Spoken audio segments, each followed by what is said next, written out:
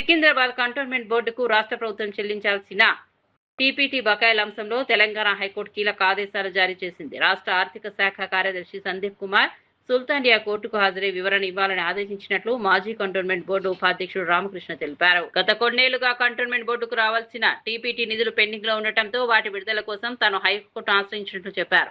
Cantonment అభివృద్ధిని గత BRS ప్రభుత్వం, ప్రస్తుత కాంగ్రెస్ ప్రభుత్వం నిర్లక్ష్యం చేశాయని ఆరోపించారు. తెలంగాణ ఏర్పడినప్పటి నుంచి కంటోన్మెంట్ అభివృద్ధిపై రాష్ట్ర ప్రభుత్వాలకు చిత్తశుద్ధి కనిపించలేదని విమర్శించారు. దాంట్లో కంటెంప్ట్ ఆఫ్ కోర్ట్ వేసినా అని దాంట్లో చాలా సీరియస్గా ఆర్డర్ వచ్చిందని, మరి ఈరోజు ఆర్డర్ వచ్చింది. రేపు 10వ తారీఖు రాష్ట్ర ప్రభుత్వం సంబంధించిన ఫైనాన్స్ సెక్రటరీ సందీప్ కుమార్ సుల్తానియా గారిని కోర్టుకు హాజరు కామని ఉత్తర్వులు జారీ అయినాయి.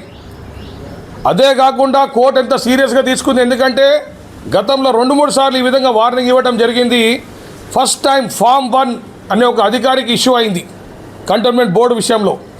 మరి ఆ ఫామ్ 1 అధికారం ఏంటంటే దాంట్లో క్లియర్గా రాసింది, ఈ వాయిదాకి అంటే రేపు 10వ తారీఖు జరిగే కోర్టు వాయిదాకి తప్పకుండా రా. అదే కాకుండా ఈ కేసు సంబంధించిన ఎన్ని వాయిదాలు ఉంటాయో అన్ని వాయిదాలకి నువ్వు తప్పకుండా నువ్వే రావాలా.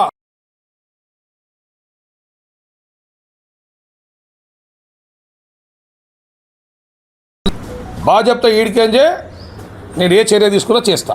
నా తత్వం అది, నా మెంటాలిటీ అది. నేను constructive work and concrete work చేస్తా, పక్కా పని చేస్తా.